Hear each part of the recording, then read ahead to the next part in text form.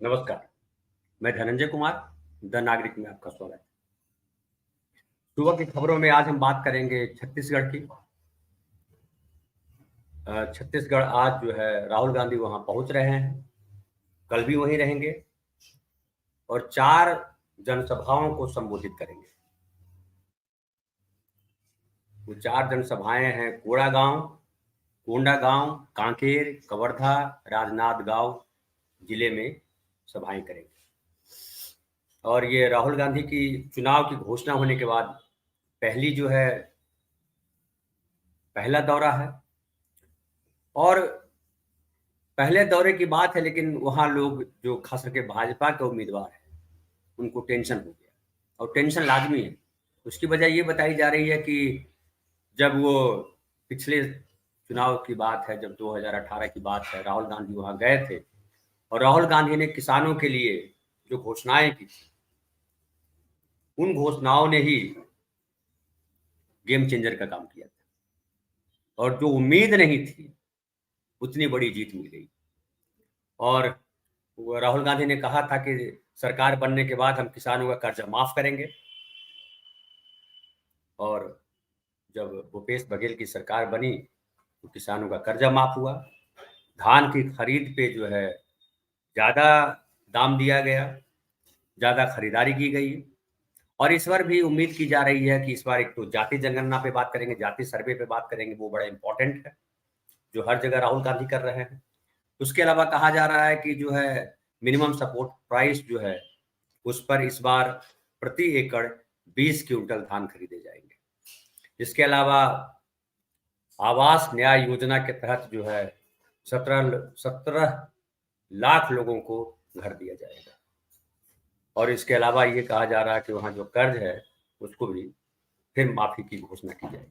तो किसानों के लिए तमाम चीजें किए जाने की बात की जा रही है और राहुल गांधी चूंकि उम्मीद की तरह सबके सामने है, अभी जब से वो पद यात्रा की है तब से पूरा का पूरा सिनेरियो बदल गया है और राहुल गांधी को लेकर के एक जो छवि, हल्की छवि क्रिएट की गई थी मीडिया द्वारा या और नेताओं के द्वारा, जो बीजेपी के नेता है, कांग्रेस के भीतर भी कई नेताओं ने इस तरह की बातें की, उन तमाम चीजों को, उन तमाम छवियों को राहुल गांधी ने अपने दम पर पद यात्रा करके खत्म कर दिया और अब राहुल गांधी जो कह रहे हैं उनकी बातों पर यकीन हो, क्योंकि राहुल गांधी ने जो वादे किए हैं, जो गारंटियां दी हैं, उसको पूरा किया है, चाहे वो छत्तीसगढ़ हो, चाहे वो राजस्थान हो और कर्नाटक में भी जो कहा है वो किया जा रहा है।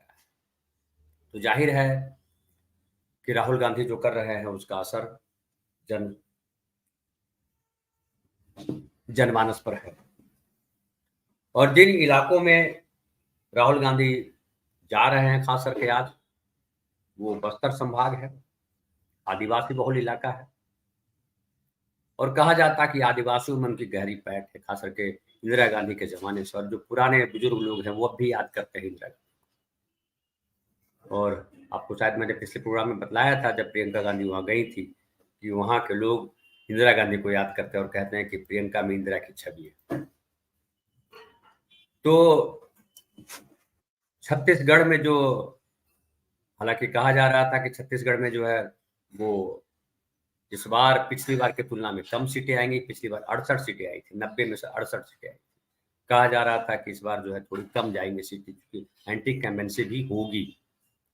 लेकिन अब जब राहुल गांधी का वहाँ दौरा हो रहा है तो अब वहाँ के विशेषज्ञ जो हैं या जो लोग कह रहे हैं कि वो जो कम करने की जो सोच रहे थे, वो सीटें घटेगी नहीं, संभव है बढ़ जाए, क्योंकि हर जगह नरेंद्र मोदी जी ने खुद मोर्चा संभाला है और नरेंद्र मोदी जी को लेकर के लोगों में, स्थानीय जनमानस में अच्छा भाव नहीं है और उनको लग रहा है कि ये सिर्फ जो है सांप्रदायिकता की बात करते हैं, दंगे की बात करते हैं, ढेर सारी बातें झूठ बोल देते हैं, गलत बोल देते हैं। और राहुल गांधी की एक छवि, ईमानदार छवि बनी है कि राहुल गांधी एक ईमानदार नेता है और वो जो चालबाजियां होती है राजनीति की वो नहीं करते, सीधा सीधा जो उनको लगता है वो बोलते हैं। न भाषण में लच्छेदार कोई शब्द है, न कुछ झूठे झूठे वादे हैं, और जो कहते हैं उनके मुख्यमंत्री उस पर अमल करते हैं और नहीं अगर कर पाते हैं तो राहुल गांधी हमेशा दबाव बनाते रखते हैं। ये राहुल गांधी की विशेषता है जो आम जनमानस में गई है। हमारे साथ छत्तीसगढ़ से किसान नेता राजाराम त्रिपाठी जी हैं। राजाराम भाई नमस्कार। और आपके अनम्यूट कर लीजिएगा। और जिस इलाके में जा रहे हैं राहुल गांधी, राजाराम त्रिपाठी भाई साहब का वही इलाका, उसी इलाके में रहते हैं। और जैसा कि मैं कल के कार्यक्रम में बता भी रहा था कि राजाराम भाई साहब जो है बेहद जो है प्रतिष्ठित किसान है, और किसानों के लिए बहुत सारे काम किए। और जिन पढ़े लिखे किसानों में देश में चर्चा होती है उसमें राजाराम त्रिपाठी भी है। और छत्तीसगढ़ चूंकि किसानों का प्रदेश है, सबसे ज्यादा किसान है वहाँ, और किसान वहाँ खुशहाल हुए। जो बस्तर का पूरा इलाका है वहाँ जो नक्सली इलाका कहलाया था, वो तमाम इलाकों में जो विकास की जो सड़कें हैं वो गई हैं। वहाँ पे 2 रुपये किलो गोबर, 4 रुपये किलो गौमूत्र, उसके अलावा धान की खरीदारी अच्छी कीमत पर, ये सारी हुई। किसान कहा जा रहा है, किसान बहुत खुश है। राजाराम भाई साहब, राहुल गांधी आपके यहाँ आ रहे हैं, क्या वहाँ वहाँ का जनमानस किस तरह से राहुल गांधी को देखता है? धन्यवाद धनंजय जी। गांधी शब्द बस्तर में, विशेषकर आदिवासियों में बहुत प्रचलित रहा। इंदिरा गांधी के समय से ही यहाँ पे लोग बहुत कम राजनेताओं को जानते रहे। बहुत पिछड़ा क्षेत्र रहा है, बहुत घनघोर जंगल वाला क्षेत्र रहा है, लेकिन गांधी ही एक ऐसा शब्द रहा है जिसे हमेशा भली भांति परिचित रहे हैं। और जैसा कि मैं कह रहा था, क्योंकि मैं कोंडागांव से हूँ, और आज राहुल गांधी छत्तीसगढ़ में 2 सभाएं ले रहे हैं। पहली सभा वो ले रहे हैं अंतागढ़ में।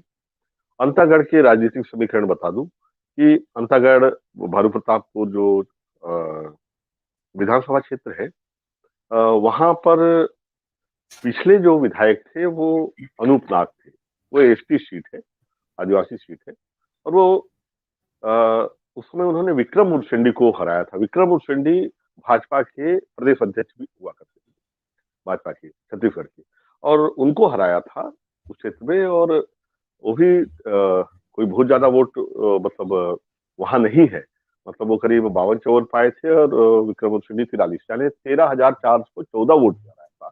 यानी वहां के हिसाब से बड़ा अंतर था, 13,500 के आसपास का अंतर, बड़े अंतर से हराया था। तो अब जो टिकट देने के पैमाने हैं जो भी रहे हो, उसके तहत अनूप नाग की टिकट काट दी गई और वो निर्दलीय उन्होंने भर दिया। अब पर्चा वापसी का समय भी गुजर गया और निर्दलीय खड़े हुए हैं।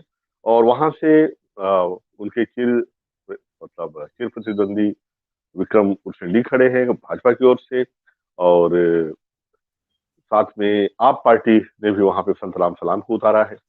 और चूंकि पढ़ा लिखा क्षेत्र है, वो काफी पहले से ही शिक्षित क्षेत्र रहा है शेष बस्तर की तुलना में, तो वहां पे अनूप नाग एक दमदार प्रत्याशी माने जा रहे हैं निर्दलीय रूप में। और संभवतः इसीलिए डैमेज कंट्रोल के हिसाब से राहुल गांधी ने वहां की सभा लेना उचित समझा। और वहां 1 बजे है, उसके बाद 2:30 बजे वो आएंगे फरस गांव में, जो कि कोंडागांव से लगा हुआ है। कोंडागांव जिले का ही क्षेत्र है, हमारे जिले का ही। मेरे खेतों से 30 किलोमीटर दूर है। और यहाँ पर जो एक आईएएस है, जो आईएएस की नौकरी छोड़ के चुनाव लड़ रहे हैं, नीलकंठ टेकाम जी, वो इस क्षेत्र में कुशल प्रशासक माने जाते रहे हैं और जनजातीय क्षेत्रों में प्रभाव भी है, खुद भी जनजातीय नेता माने जाते हैं। हालांकि उनके जो अपोनेंट संतराम नेता में हैं, वो विधानसभा उपाध्यक्ष भी रहे हैं, और उन्होंने समय समय पर उनके जाति प्रमाण पत्र को लेकर भी शंका जताई है। लेकिन वो बात की बात है। वर्तमान में तो वो काफी एक मजबूत प्रत्याशी भाजपा के माने जा रहे हैं।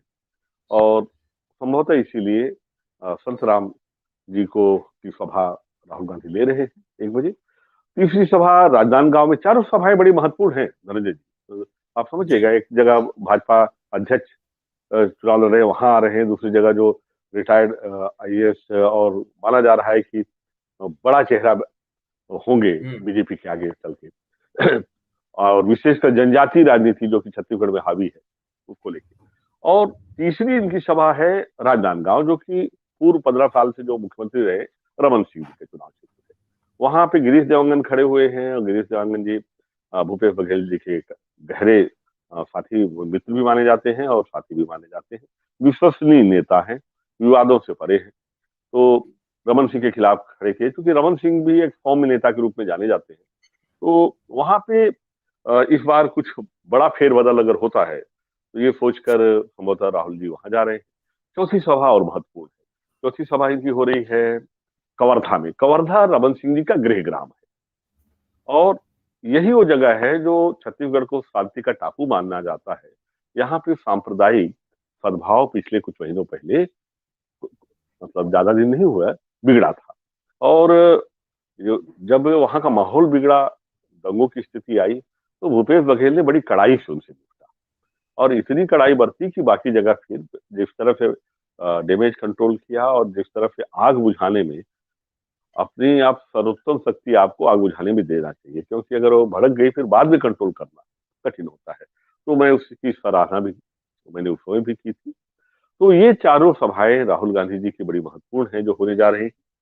और इसमें क्या है कि देखिए, अधिकांश जगह पे जो बगावत हुई है उस पे भाजपा और कांग्रेस दोनों ने डैमेज कंट्रोल काफी हद तक कर लिया है।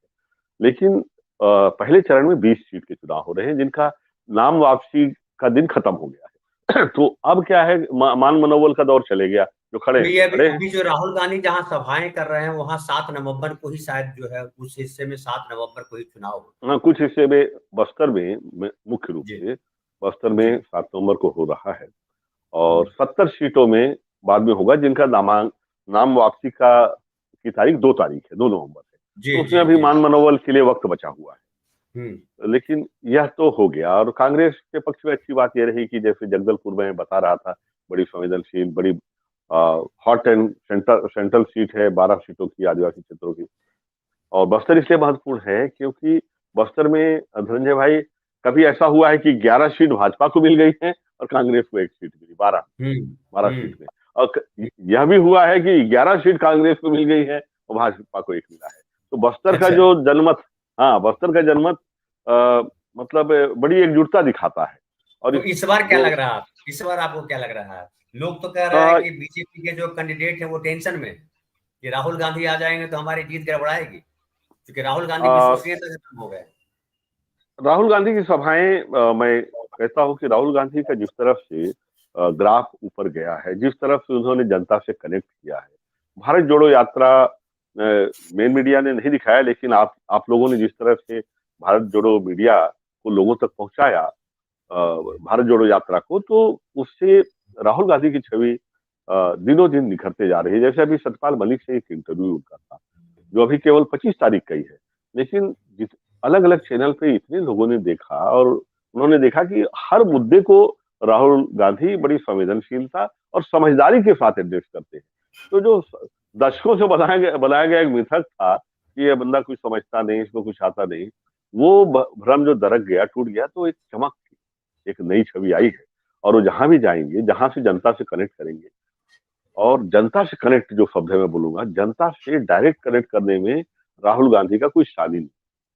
उन्होंने राजनीति की एक अपनी नई शैली, राहुल गांधी शैली ही विकसित की है, जिसे आने वाले वक्त में पॉलिटिकल साइंस में पढ़ाया जाएगा। कि जिस तरह से किसी भी व्यक्ति के उसके धरातल पर जाकर मिलना, किसान से जाके सीधा खेती किसानी के संदर्भ में बात करना, तो जो भी उनके कार्यक्रम तैयार करते हैं, पीछे एक टीम होती है। मेरा मानना है कि उन लोगों ने अच्छा काम किया है। जी। जी। अच्छा, एक हमारे दर्शक हैं, एक तो कई लोग नमस्कार कह रहे हैं। हरीश कौशिक जी नमस्कार बोल रहे हैं, कमलेश तिवारी जी बोल रहे हैं, अलीपुर जीता कौशाम्बी यूपी बोल रहे हैं नमस्कार। उसके अलावा एक जो है सुभाष कश्यप बोल रहे हैं नमस्कार। फिर जो है एक दर्शक है वो कह रहे हैं, वो है अशोक अग्रवाल, शायद उसी इलाके के, वो कह रहे हैं रमन सिंह हार रहे हैं, क्या लगता है? देखिए, राजनीति अनिश्चितताओं का खेल है, और रमन सिंह ज्यादा सक्रिय नहीं रहे चुनाव जीतने के बाद।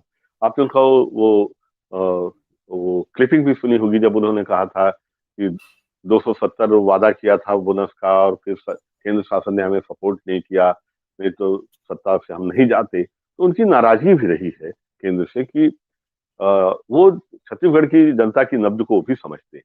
वो जानते थे, किसानों की नब्ज को समझ रहे थे कि किसान नाराज है।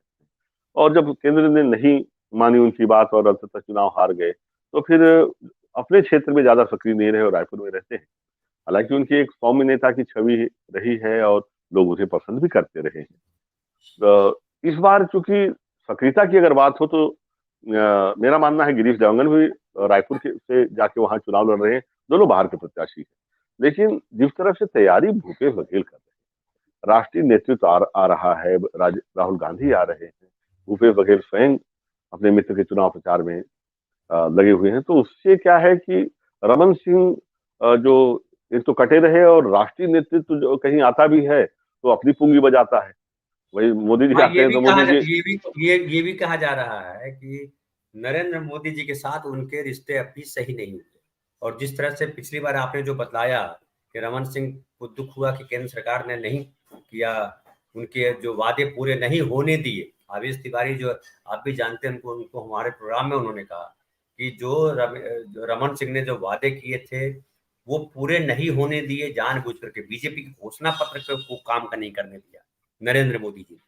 तो नरेंद्र मोदी जी से परेशान तो है ही वो रमन सिंह खुद।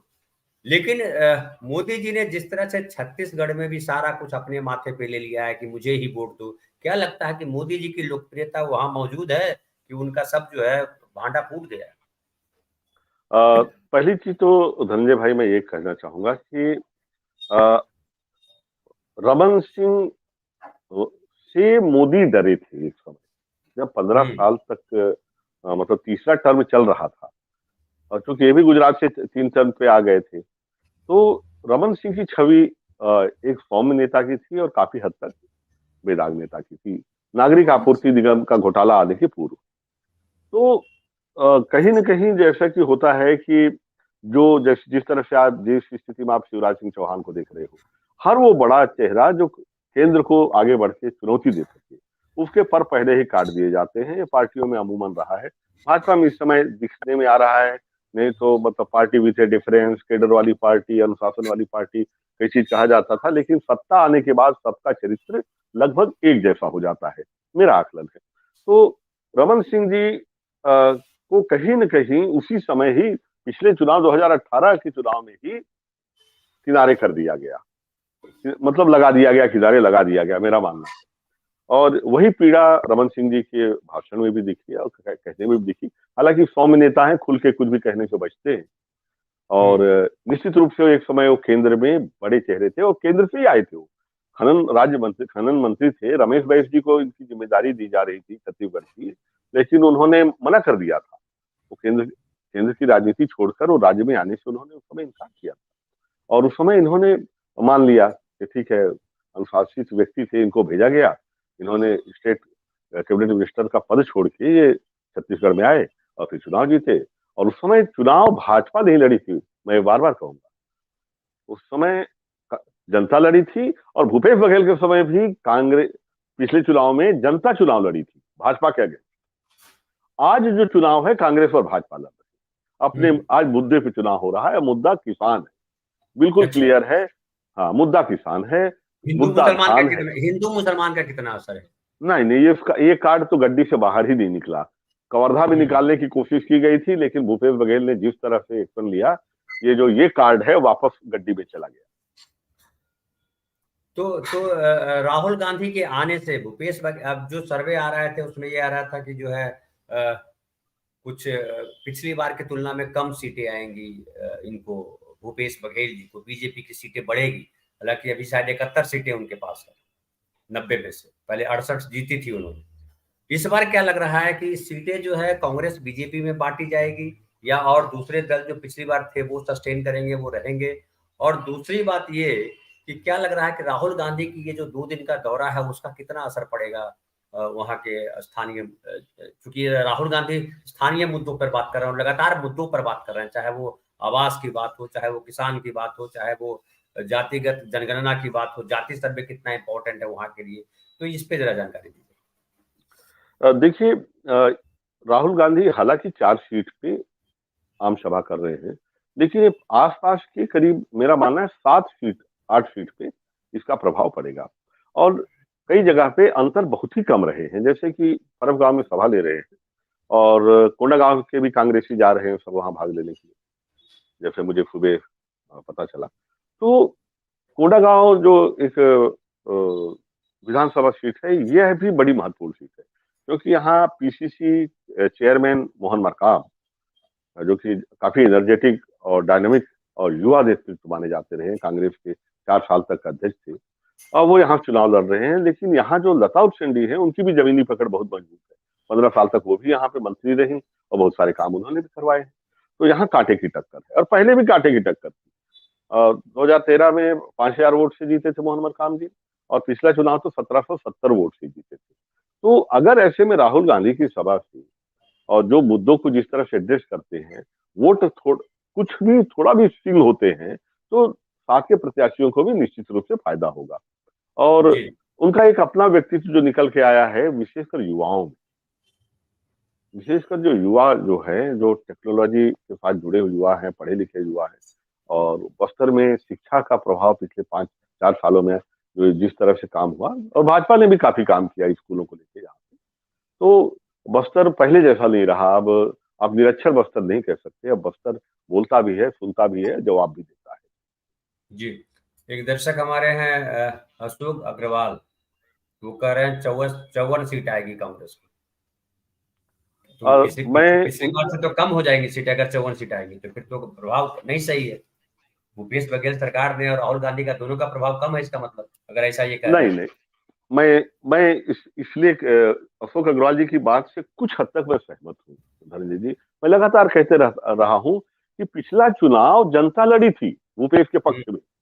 हम्म, 15 साल की, जो आपने भी उसे कहा है, एंटी इनकम्बेंसी थी, गुस्सा था, वादा खिलाफी के खिलाफ कशक थी, तीस थी, नाराजगी थी, वो सारी चीजें थी। और 80% यहाँ किसान है, इसलिए किसान के अलावा कोई दूसरा मुद्दा, बड़ा मुद्दा यहाँ नहीं। पहली चीज। दूसरा, आदिवासियों का एक थोक वोट है, बड़ा बड़ा समुदाय है। तो यहाँ पे मैं इसलिए कहना चाहूंगा कि अब चूंकि कांग्रेस और भाजपा चुनाव लड़ रहे हैं, मुद्दों पे लड़ रहे हैं, और हर प्रत्याशी के अपने गुण दोष भी काउंट होंगे सर।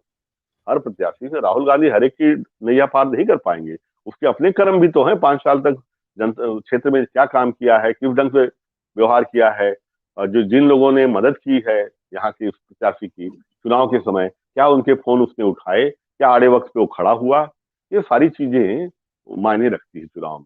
सीधा भूपेश बघेल के सिर पे या राहुल गांधी के सिर पे ठोकरा ठीकरा फोड़ना उचित नहीं होगा। कि उनकी क्या उनकी लोकप्रियता में कमी आई, मैं ऐसा नहीं मानता। और इसमें कोई आश्चर्य नहीं होना चाहिए कि 2-4 सीट कम हो जाए। नहीं, जैसे ये हम कई बार देखे हैं अलग अलग राज्यों में कि स्थानीय विधायक से अगर नाराजगी भी होती है और नेता, जो सीनियर नेता है, वो जाकर के मिलते हैं जब वहाँ इलाके में, और कहते हैं कि भाई छोड़ दिए, ये तो किया, इस बार हम करेंगे आपका काम, और ये इस बार दे दिया गया है टिकट, लेकिन हम काम करेंगे, और हमने देखा वैसे में जीत जाते हैं लोग। ये बड़े नेताओं का एक भरोसा होता है।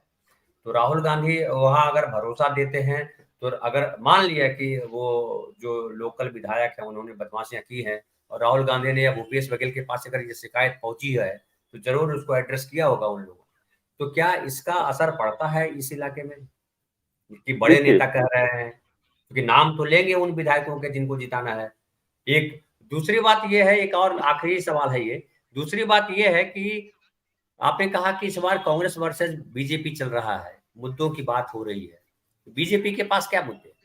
बीजेपी राष्ट्रीय स्तर पे जो मोदी जी मुद्दे उछालते हैं, वो तो वही मंदिर मस्जिद लेके चलते हैं, वो सनातन धर्म लेके चलते हैं, वो चलते हैं कि भारत का डंका बज रहा है, इतनी ही बात करते हैं। देखिए, भाजपा के पास 2-3 मुद्दे हैं। यूं कहना कि कोई मुद्दा नहीं है गलत होगा। पहला मुद्दा वो भ्रष्टाचार का लेके चलते हैं, लेकिन 15 साल का जो उनका कार्यकाल है, घोटालों की लंबी लिस्ट है। तो जब जब भी एक उंगली भूपेश बघेल या छत्तीसगढ़ की कांग्रेस की ओर उठाते हैं, तो 4 नहीं 14 उंगलियां सीधा उनकी तरफ होती है। इसलिए मुद्दे को मैं बहुत महत्व नहीं दे रहा हूँ। वही 15 साल तक आप लोग से सारे बेदाग थे, जबकि मुख्यमंत्री स्वयं कह चुके हैं एक मीटिंग में कि भाई कमीशनखोरी अगर हमारे यहाँ बंद हो जाए तो हम लोग जीत जाएंगे। तो उन्होंने स्वयं सील ठप्पा लगा के दिया था। दूसरा मुद्दा है कि भाई जो आ, गरीबों के लिए आवास योजना थी प्रधानमंत्री की, उसको लाने नहीं दिया।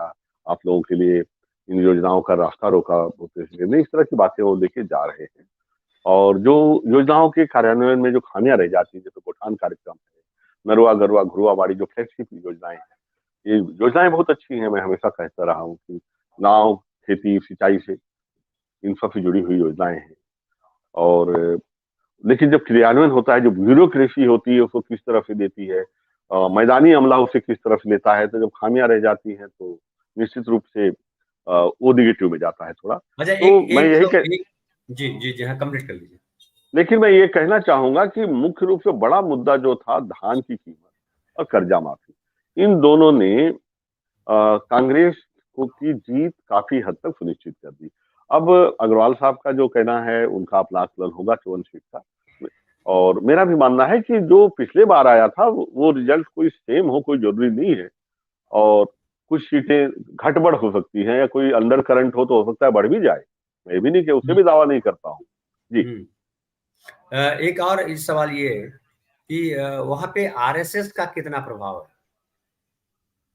आरएसएस का प्रभाव, आपने बड़ा महत्वपूर्ण सवाल पूछा है। आरएसएस का जो मूल आरएसएस का घटन मतलब मातृ संगठन है, वह शहरों में हमेशा रहा है, और आज से नहीं, दशकों पहले से, जब से जन्म हुआ तब से आरएसएस भी रही है यहाँ पे। और आरएसएस के जो अनुषंगी संगठन है, भाजपा के जो अनुषंगी संगठन है, जिस तरह से विकास भारती और अपना वनवासी कल्याण संगठन, इस तरह के बहुत सारे संगठन, वो भी यहाँ पे बस्तर में काम करते रहे, और यह भी यहाँ के वोटों पे प्रभाव डालते हैं।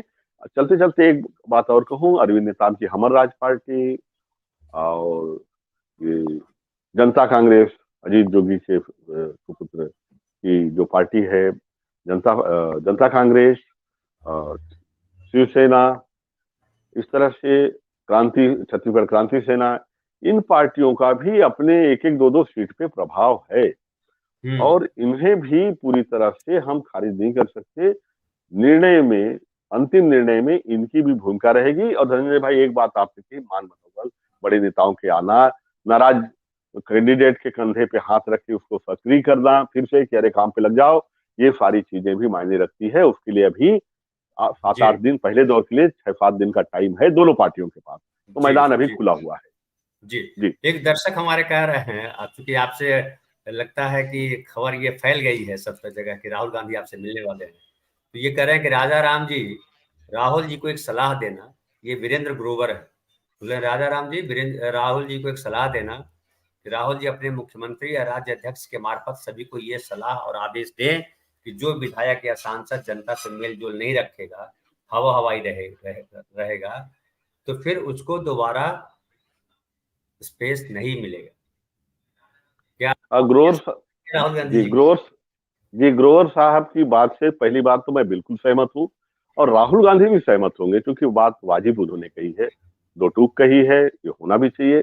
और देखिए, राहुल गांधी का जो कार्यक्रम तय करते हैं दिल्ली में, या उसकी टीम है, राहुल गांधी के एक एक मिनट का समय तय होता है, तो कहीं न कहीं जरूर बात आई होगी कि मेरे यहाँ आ रहे हैं, मुझसे मिलेंगे, या किसानों के मुद्दे पे चर्चा करेंगे, कहीं बात रखी गई होगी, और रखी गई होगी तो आज नहीं तो कल मुलाकात जरूर होगी, मैं जरूर बता दूंगा, क्योंकि हम भी यहाँ पर हैं, और किसान, मेरा मानना है किसानों के नहीं, मुद्दे पे। मैं भी आपसे कहूंगा, क्योंकि आप किसान नेता हैं और राष्ट्रीय स्तर पे आप काम करते हैं। आप जो है, जो कृषि को लेकर के नीति बनती है, उसकी कमेटियों में आपको बुलाया जाता है, आपसे सलाह ली जाती है। आप बहुत पढ़े लिखे आदमी हैं, और ये भी है कि आप हेलीकॉप्टर वहाँ जब से आपने मंगवाई है खेती के लिए, तब से बड़ी चर्चा है कि वहाँ के आपने किसानों की जो है ये बना करके, एक सोसाइटी जैसा बना करके, और सारे किसानों को उसमें शामिल करके किस तरह से आपने काम किया है कृषि को लेकर के, ये बड़ी अच्छी चर्चा। और बस्तर जैसी जगह में जब कोई आदमी काम कर रहा हो तो बहुत गंभीर मेहनत लगती है, बहुत बड़ी मेहनत लगती है। और न सिर्फ आपने खेती को काम दिया, बल्कि आपने मार्केट दिया है। सबसे बड़ा संकट किसानों के साथ ये है कि उसके हाथ में मार्केट नहीं है, उसकी मुट्ठी मुट्ठी में मार्केट नहीं है। अगर किसान की मुट्ठी में आ जाए, तो किसान से ज्यादा सुखी व्यक्ति कोई हो रहा नहीं इस देश में। तो ये तो जाहिर है कि आपकी बात वो सुनेंगे भी। जी, आप कुछ बोलना चाह रहे हैं, बोलिए ना। मैं एक ये सवाल आप। कहना चाह रहा था कि मैं जी बहुत बड़ा किसान नहीं हूँ, बहुत सारे किसानों के साथ मिलके हम बड़े हुए हैं, पहली चीज। दूसरा, मैंने कोई कोऑपरेटिव का उस फार्मूले पे काम नहीं किया। तीसरा, हेलीकॉप्टर जो है ये बहुत सारे किसानों ने मिलकर लिया है, बैंक लोन से ले रहे हैं। हम तो उस बैंक को धन्यवाद देंगे जिसको हम समझा पाए ये किस नहीं, तरह से कोऑपरेटिव नहीं हजारों। बनाया है, लेकिन एक कोऑपरेटिव आपने जी नहीं बनाई है उस तरीके से, लेकिन लोगों को कोऑपरेट तो किया है, लोगों को जोड़ा तो है, लोगों को रास्ता तो दिखाया है। मैं उसकी बात जी कर रहा हूँ कि जहां कहीं लग रहा है कि सपोर्ट चाहिए, वहां आपने सपोर्ट तो किया है, क्योंकि आप पढ़े लिखे हैं, आपकी बात देश समाज के लोग समझते हैं, मुख्यमंत्री भी आपको आपकी बात को समझते हैं, तो इसलिए उसका असर तो पड़ा होगा। एक और आखिरी सवाल कि कह रहे हैं कि भ्रष्टाचार जो है एक बड़ी बीमारी है वहां भी, और प्रशासनिक स्तर पे भ्रष्टाचार है। क्या ये सच है? और अगर सच है तो ये अगर ये क्या भूपेश बघेल को पता नहीं, और पता है तो क्यों कंट्रोल करने की कोशिश नहीं की? क्योंकि उन्होंने काम तो बढ़िया किया है, लेकिन भ्रष्टाचार एक ऐसी जगह है जहाँ पे अंकुश लगाए जाने की जरूरत थी। मेरा मानना है कि वो सही कह रहे हैं, भ्रष्टाचार सिस्टम में व्याप्त है। सरकार बदलती है लेकिन सिस्टम वही रहता है धर्मेंद्र जी, क्योंकि पूरे सिस्टम में व्याप्त है। जिस तरह से कैंसर जो है पूरे शरीर में है, तो किसी एक प्रदेश की बात नहीं, किसी जिले की बात नहीं, पूरे देश की बात है, समाज की बात है। एक सामाजिक समस्या है, राजनीतिक समस्या मैं इसे नहीं मानता हूँ। एक सामाजिक समस्या है और इसका निराकरण भी सामाजिक तरीके से ही होता है। मैं उनकी इस बात से सहमत हूँ कि जो राज्य का मुखिया है और जो प्रदेश प्रदेश का मुखिया, देश का मुखिया अगर ये ठाने, तो भ्रष्टाचार भी जल की तरह ऊपर से नीचे की ओर बहता है, मेरा मानना है। हमें ग्राम सेवक, पटवारी का भ्रष्टाचार दिखता है, लेकिन जो सड़कों में हम देखते हैं हर 6 महीने में सड़क टूट जाती है, जबकि उन्हीं मापदंडों पे बनी विदेशों में सड़कें दसों साल तक कुछ नहीं होता उन्हें, जबकि इससे भी भारी वाहन चलते हैं। इतना बड़ा भ्रष्टाचार, चूंकि तकनीकी स्तर पे जो भ्रष्टाचार जिसके बारे में जनता नहीं जानती, वो नहीं जानती कि एक 1 किलोमीटर सड़क पे 10-10 करोड़ रुपया, 20-20 करोड़ रुपया खा जाते हैं। तो क्या है कि भ्रष्टाचार कई स्तरों पर है और ये सामाजिक समस्या है। इस पे नियंत्रण होना चाहिए और इसमें मेरा मानना है कांग्रेस पार्टी भी बड़ी भूमिका निभा सकती है और भाजपा भी निभा सकती है। भाजपा से उम्मीद भी थी, मैं तो कहना चाहूंगा, जब ये चुनाव जीत के आए, क्योंकि इसी मुद्दे पे आए थे धनंजय भाई कि मनमोहन सिंह की सरकार पर जब केग ने आरोप लगाए दुनिया भर के, तो उसी मुद्दे पे इन्होंने इतना इतना बड़ा मुद्दा बनाया और जीत के आए। तो उम्मीद थी कि ये भ्रष्टाचार बंद कर देंगे, खत्म कर देंगे, लेकिन मुझे नहीं दिखाई देता। मुझे भ्रष्टाचार। जी, आपकी आवाज नहीं आ रही है धनंजय भाई। उन्होंने कोशिश भी नहीं की, उन्होंने ईडी सीबीआई का इस्तेमाल किया विरोधियों के खिलाफ, बाकी जो उनके साथ चिपक गया, आ गया साथ में, उसको मंत्री बना दिया, उसको अपने साथ रख लिया। तो ऐसे तो भ्रष्टाचार से आप नहीं लड़ सकते। और आपके जो जो चीफ मिनिस्टर ने ऐसी बड़ी बात बोल दी है कल या परसों, कि जो है यहाँ कुत्ते बिल्लियों सड़क पे जितने घूमते उससे ज्यादा ईडी के लोग घूम रहे हैं। तो ये कितनी जो है ईडी के लिए शर्मनाक बात है कि इस तरह की बात कोई चीफ मिनिस्टर कह रहा है। तो ये तो बड़ी चिंता का विषय है जनता के लिए भी। भाई जनता ही सोचे ना कि जिस अजीत पवार पे 35,000 करोड़ रुपया का घोटाले का आरोप था 2009 से लेके 2000 1999 से 2009 के बीच 10 साल का शासन उनका था, लगातार वो सिंचाई मंत्री थे। अब 35,000 पे के जो घोटाले की ढेर सारे फाइल थी, कई केस थे। 65,000 जैसे ही सर, उन्होंने। जी 65,000। हाँ, टोटल 70,000 की योजना थी वो। 70,000 और हाँ। हाँ, 70,000 करोड़ की योजना थी और 0.01% इम्प्लीमेंट हुई। तो उस हिसाब से आपका कहना सही है 65,000। वैसे तो देखा जाए तो 70,000 ही गबन, मतलब हाँ, गलत कर बोला गए उन्होंने उन्होंने। 70,000 ही था। जी। तो बिल्कुल। मेरा मानना है 35,000 तो जो एक थंब रूल है कि 50% खाया 50% लगाया, तो थंब रूल पे माना गया। लेकिन बड़ी भी बात यह है कि अगर वह व्यक्ति भाजपा को समर्थन दे देता है, तो 2 दिन के भीतर उसके 9 केस जो है वापस ले लेती है सरकार। एक एक सारा आखिरी का छोटा सा सारा। सवाल कर लूं, एक आखिरी छोटा सा जी सवाल कर लूं, क्योंकि आप किसान नेता हैं इसलिए मुझे अचानक याद आया। किसानों को, क्योंकि भारत किसानों का देश है, किसानों का इतना बड़ा आंदोलन हुआ, कृषि बिल लाए जाए उसके लिए, मतलब कृषि बिल तो लाया गया, कानून बन गया, कानून हटाया जाए इसके लिए। और कितने सारे किसान जो है उनकी मृत्यु हुई इस आंदोलन के दौरान। फिर बाद में किसानों को कुचल दिया गया, कई किसानों को। लेकिन भाजपा हर जगह जो है एकदम अपनी बात पे अड़े रही, मोदी जी खास करके अड़े रहे कि हम जो कह रहे हैं वही सही। राहुल गांधी ने किसानों के प्रति हमेशा एक भाव रखा है, चाहे भट्टा परसौल हो, चाहे और कहीं की घटना हो, हर जगह जो है वो उन्होंने दिखाया, और किसानों के कर्जा माफी की बात हर जगह करते हैं। राहुल गांधी से किसानों को कितनी उम्मीद है, आपको कितनी उम्मीद देखिए, इस देश में भाजपा के बाद कांग्रेस ही एक ऐसा दल दिखता है मुझे जो राष्ट्रीय स्तर पर बड़े परिवर्तन करने में सक्षम। भाजपा से जो उम्मीदें थी किसानों की, जब किसानों की आय दुगनी करने की बात हुई तो हम सबकी उम्मीद जगी थी, लेकिन हुआ नहीं, हम सब देख रहे हैं।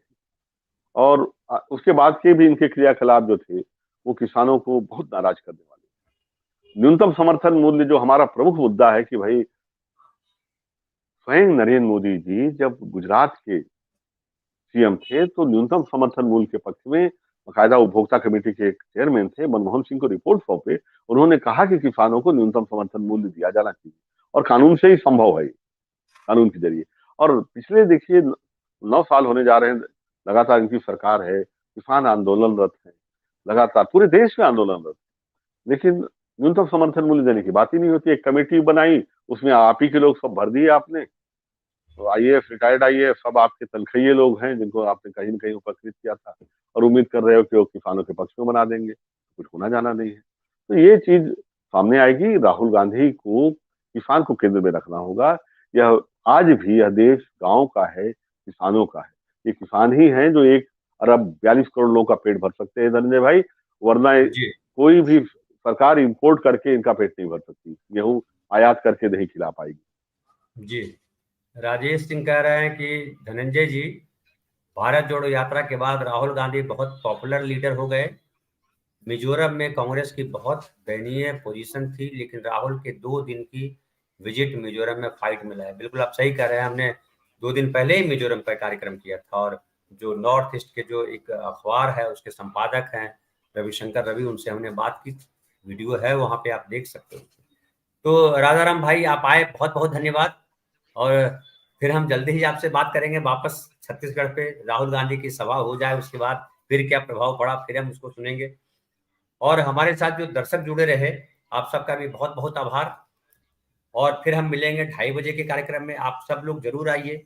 और आपसे ये भी निवेदन मैं करना चाहूंगा कि जिन लोगों ने सब्सक्राइब नहीं किया है चैनल को सब्सक्राइब कर लें, ताकि उससे 2 फायदा। आपको फायदा ये है कि आपके पास नोटिफिकेशन आएगा, और मुझे फायदा ये है कि आप सब लोग जो ज्यादा संख्या में देखेंगे, व्यूज बढ़ेंगे, और उससे थोड़ा पैसा मुझको आएगा, जिससे हम अपने काम कर सकेंगे, कई खर्चे निकाल पाएंगे। अभी तो हम अपने घर से लगा रहे हैं, अपनी जेब से लगा रहे हैं, क्योंकि अभी तो हमने शुरू किया और वो है नहीं। तो आपसे निवेदन है कि आप जो है चैनल को सब्सक्राइब करें, शेयर करें।